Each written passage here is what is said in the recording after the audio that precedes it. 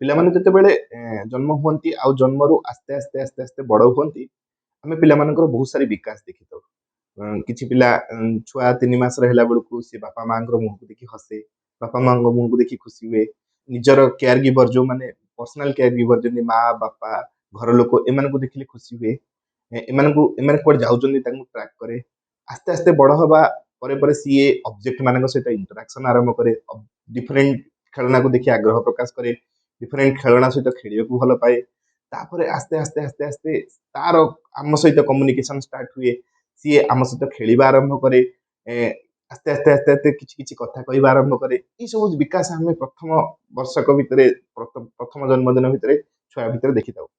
କିନ୍ତୁ କିଛି ପ୍ୟାରେଣ୍ଟସ୍ ଅଛନ୍ତି ଯୋଉମାନେ କମ୍ପ୍ଲେନ କରନ୍ତି ସେମାନଙ୍କର ଚାଇଲ୍ଡ ଏଇ ସବୁ ଡେଭଲପମେଣ୍ଟ ସମୟରେ କିଛି କିଛି ଜିନିଷ କରିପାରେନି।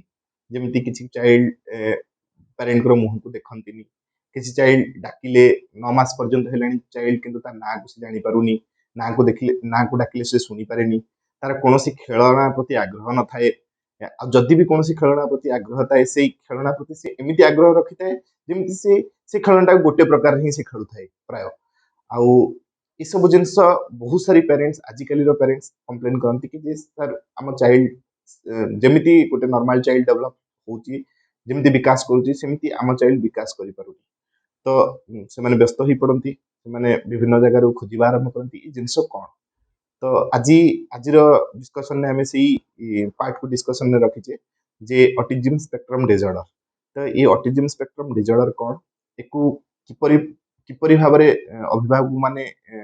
ନୋଟିସ୍ କରିବେ, କ'ଣ କ'ଣ କ'ଣ କ'ଣ ସିମ୍ପଟମ୍ସ ଦେଖିଲେ ସେମାନେ ଜାଣିପାରିବେ କି ନାଇଁ ଆମ ଛୁଆର କିଛି ଅସୁବିଧା ଅଛି ଯାହାକୁ ଆମେ ଟ୍ରିଟ୍ କରିବା ଦରକାର, ଆଉ ଏଟା କେତେ ଜଲ୍ଦି ଆମେ ଆରମ୍ଭ କରିପାରିବା, ଆଉ କେମିତି ଆରମ୍ଭ କରିବା, ୟା ବିଷୟରେ ଆଜି ବିସ୍ତୃତ ଭାବରେ ଆମେ ଆଲୋଚନା କରିବା।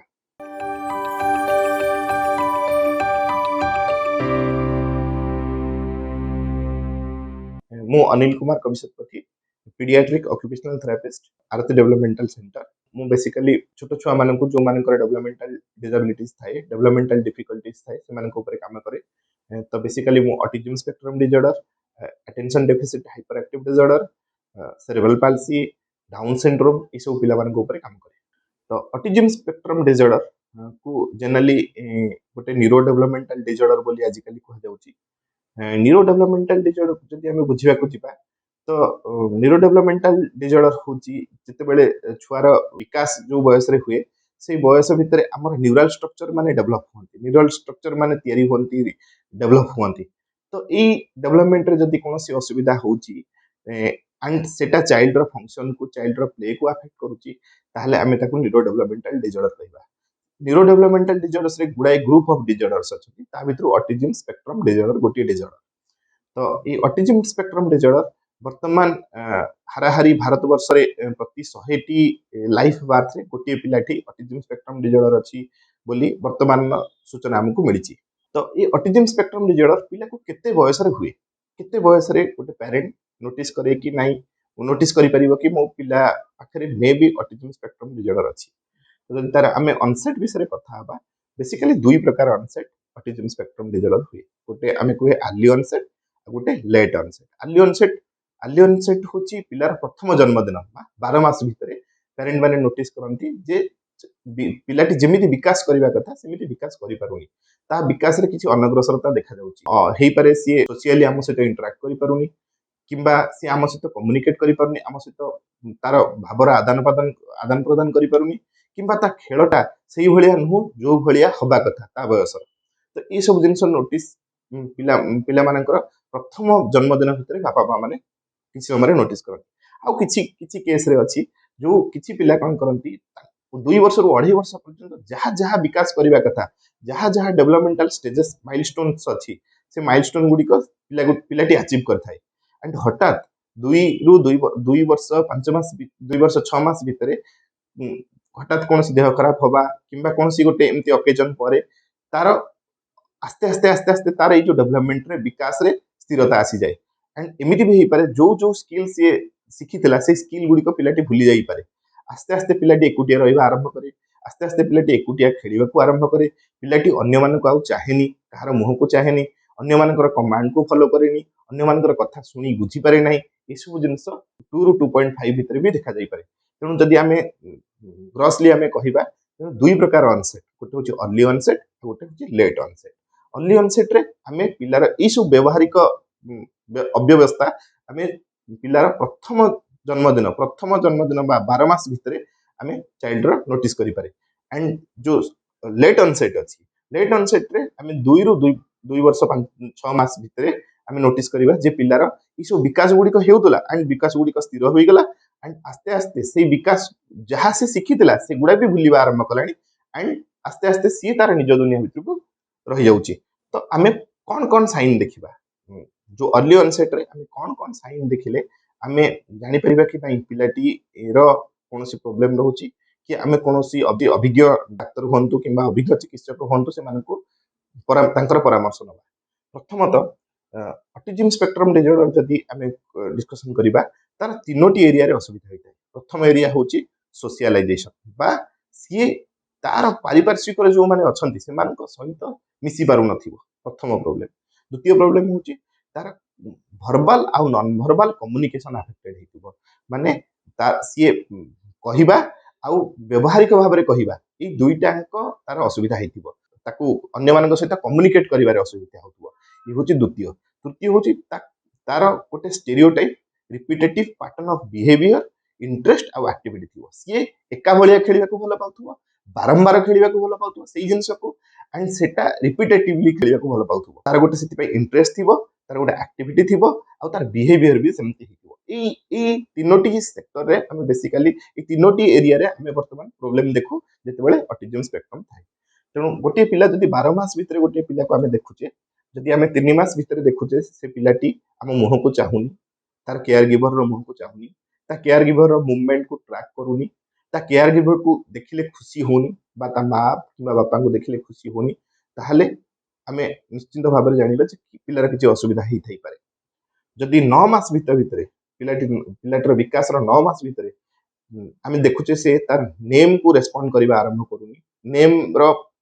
ता जो ना को डाकिले से कोनोसी प्रकार ता भितर कोनोसी चेंजेस आसुनी कि से रेस्पॉन्ड करूनी कि हमको अनौनी ताहले हमें भाबी परिबा जे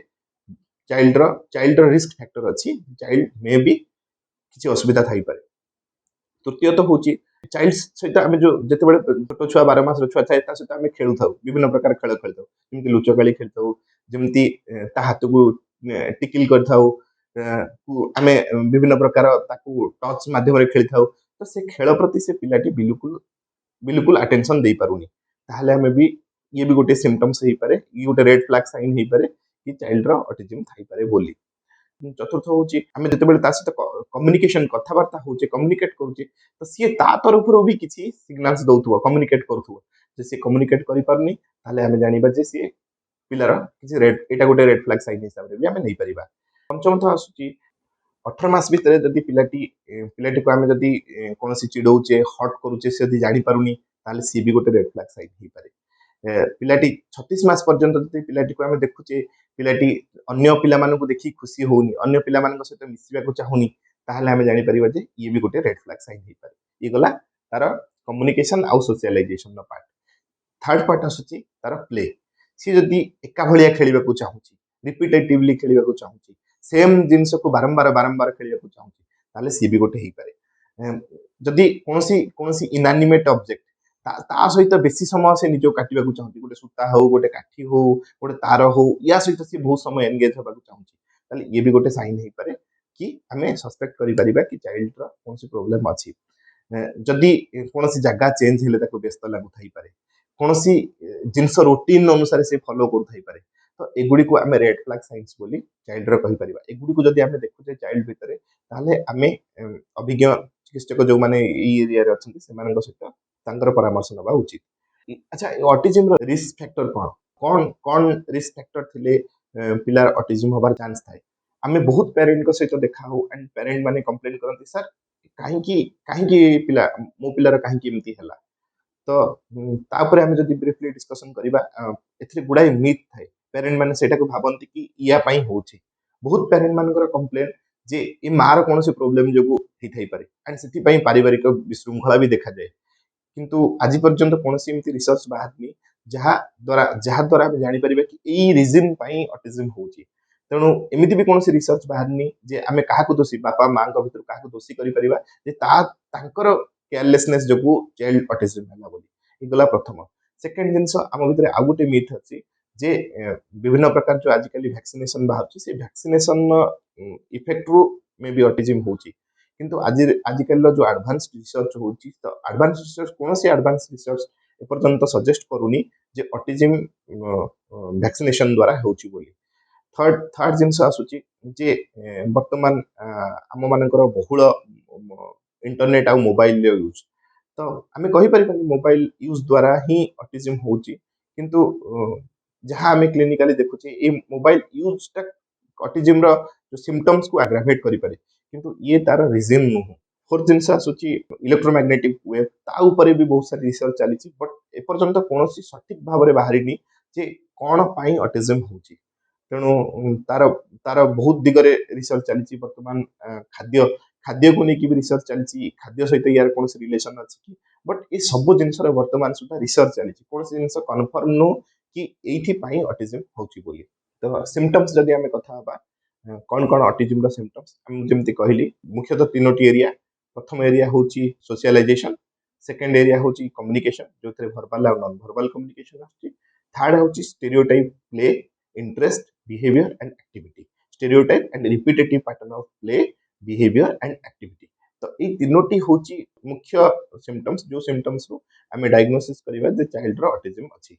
तो चाइल्ड को आम अर्ली जिते जिते अर्ली आम ता भितर जदि प्रोब्लेम देखुचे जिते अर्ली आम तार ट्रिटमेंट करुचे ताहले तार सुफल सेते सेते भल थाई पारे। तो बेसिकली आम ऑटिज्म को तीन भाग में डिवाइड करछु गोटे हूँ माइल्ड मॉडरेट और सीवियर। ये माइल्ड रु मॉडरेट जो पिला माने रहिले सेमानकर ट्रिटमेंट रो फलटा बहुत भल कि मॉडरेट रु सीवियर जो मानकर रोची सेमानकर ट्रिटमेंट रो फल तांको आमे बहुत सपोर्टिव ट्रिटमेंट दरकार बहुत दिन पर्यंत ट्रिटमेंट दरकार।